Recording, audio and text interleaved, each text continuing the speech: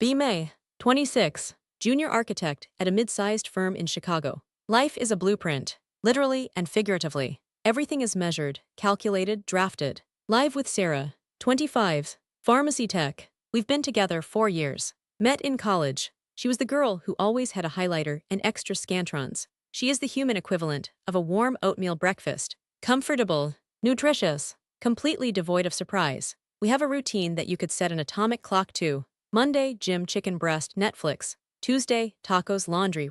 Wednesday, she calls her mom, I play video games. Friday, date night. Usually the same 3 restaurants on rotation. Sunday, meal prep for the week. Tupperware stacked like skyscrapers in the fridge. Labeled by day and contents. Sarah loves the labels. Says it makes life frictionless. I used to love it too. Used to think this was what being an adult meant. Stability. Zero drama. Just a straight line from point A to point B. But lately, the line feels like a flat line. I look at her across the dinner table. She's telling me about a difficult customer who tried to return expired insulin. She's animated, passionate about the protocol. I'm nodding, saying wow really, at the right intervals. But inside, I'm screaming into a void. Is this it? Is this the next 40 years? Chicken breast and expired insulin stories until we die. Enter Tuesday morning. October's weather is absolute trash. Cold rain coming down sideways. Wind that cuts through your coat. I'm waiting at the crosswalk on Wacker Drive. Heading to the office. Headphones on. Listening to some generic lo-fi beats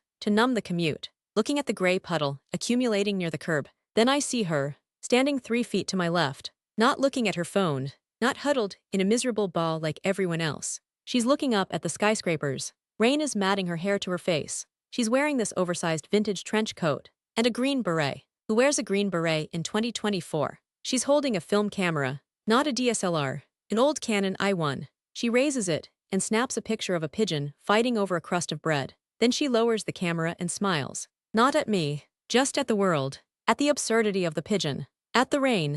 The light turns walk. Crowd surges forward. I don't move immediately. I'm staring at her. She turns, catches me staring. I expect her to scowl, look away, call the cops. She doesn't. She winks. A distinct, deliberate wink. Then she steps into the street and disappears into the crowd of umbrellas. I stand there until the light turns red again. Cars honking snapped me out of it. Heart is hammering in my chest. Like I just sprinted a mile. It wasn't sexual. Well, not just asterisk sexual. It was a jolt of electricity in a dead battery. She was vibrant. She was a character in a movie, while I've been an NPC in my own life. Get to work. Stare at CAD drawings all day. Can't focus. Keep seeing that green beret. The way she smiled at a pigeon. Sarah would have complained about the pigeon carrying diseases. Sarah would have complained about the rain ruining her hair. This girl embraced the chaos. I need to know who she is. Start taking the same route every morning. Same time, 7:45 a.m. at the crosswalk. Wednesday, nothing. Thursday, nothing. Friday, I see her. She's sitting on a bench near the Riverwalk, sketching in a notebook. I'm late for a meeting. I don't care. I walk over.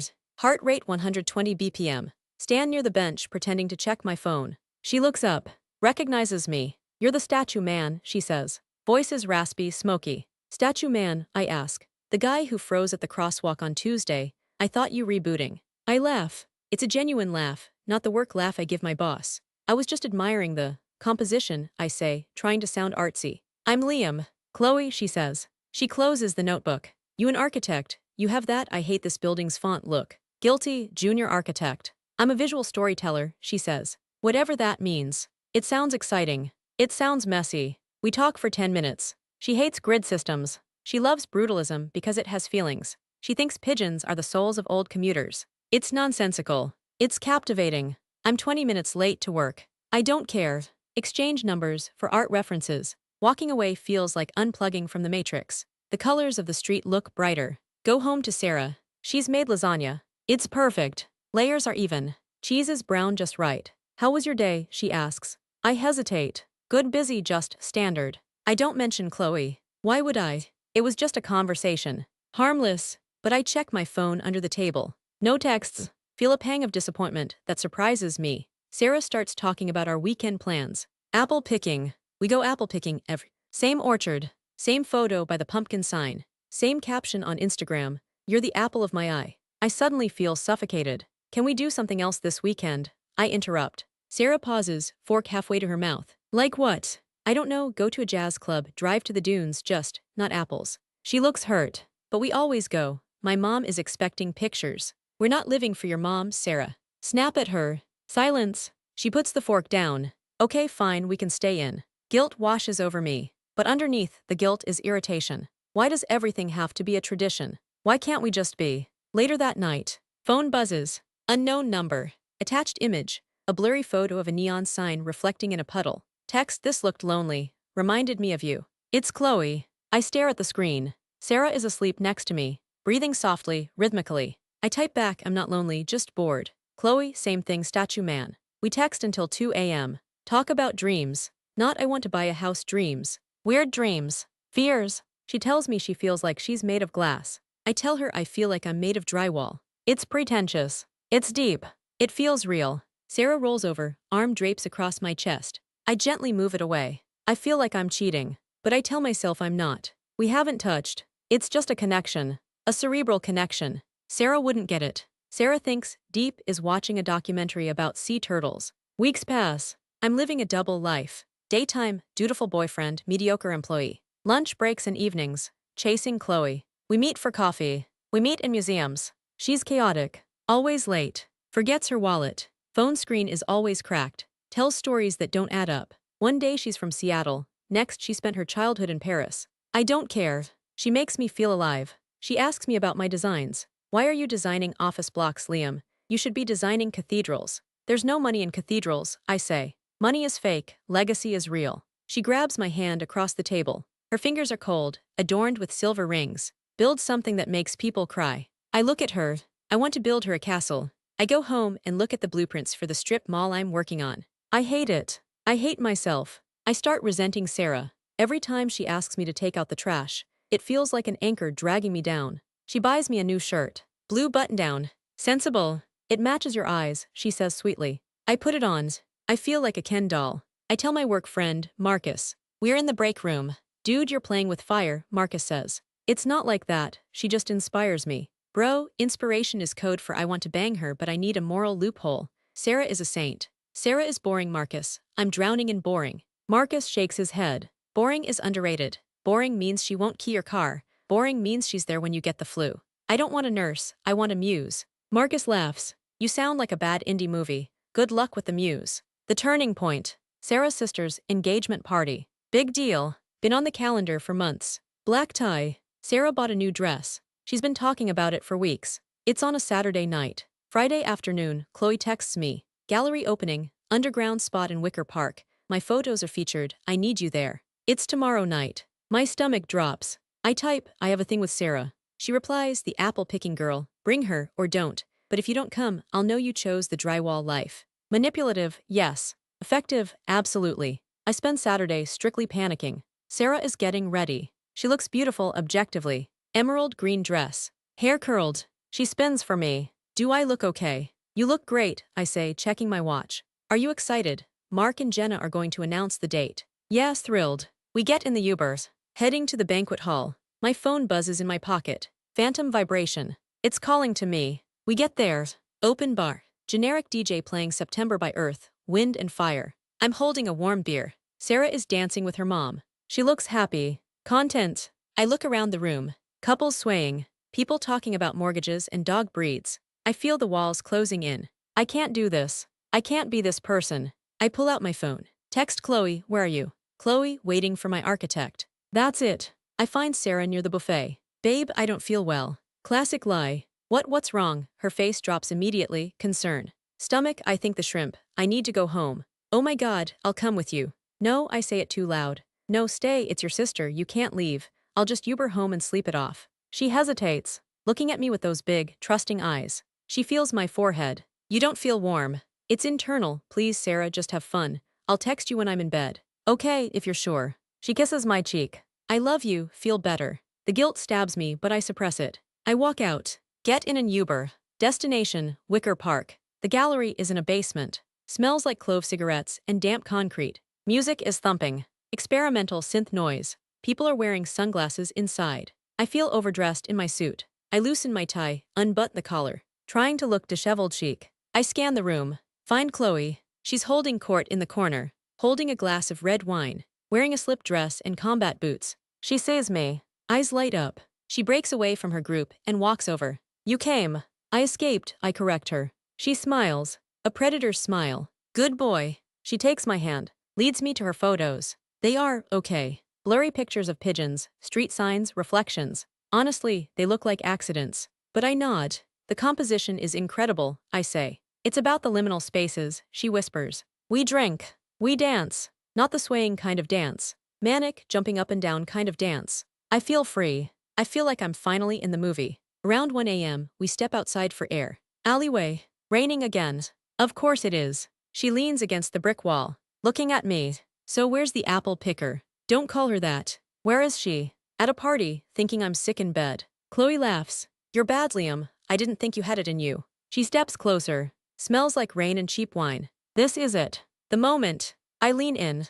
I'm going to kiss her. I'm going to blow up my life, and it's going to be beautiful. Just as my lips are about to touch hers, she turns her head. I kiss her cheek. Awkward. She steps back, pulls a pack of cigarettes out. You have a lighter? She asks casually. I blink. What? A lighter? I need a smoke. I just tried to kiss you. She looks at me like I'm a child who just asked a stupid question. I know, but you're married, Liam. I'm not married, we're dating. Same thing, you have a person, you're taken. But I'm here, with you, I chose you. She blows smoke into the cold air. You didn't choose me, you chose a distraction. My chest tightens. What are you talking about? We have a connection, the texts, the museums. She laughs again. This time it's not smoky and sexy. It's cruel. Liam, honey, I text everyone like that. It's my process, I collect energy. Energy? Yeah, you were stiff, you needed loosening up. I helped you, you're welcome. She checks her phone. My actual boyfriend is picking me up in 10. You should probably go home to Apple Girl. I stand there. Frozen. Statue man again. You have a boyfriend. Yeah, he's a drummer, he gets it. But the flirting, the come save me texts. It's play, Liam. God, why do you corporate types always take everything so seriously? You project your little fantasies onto anyone who wears a hat. She flicks her cigarette. Go home, your suit is getting wet. She turns and walks back inside, leaving me in the alley. Alone, with nothing but the sound of rain and my own stupidity. The ride home is a blur. I feel sick. Actually sick this time. Nausea rolling in waves. I check my phone. 3 texts from Sarah. Hope you're feeling better. Mark and Jenna set a date for June. Bringing you some Gatorade and soup. Leaving in 10. Look at the timestamp. She sent that 20 minutes ago. She's beating me home. Panicked. Sheer, unadulterated terror. I tell the Uber driver to floor it. We race down the... I'm praying.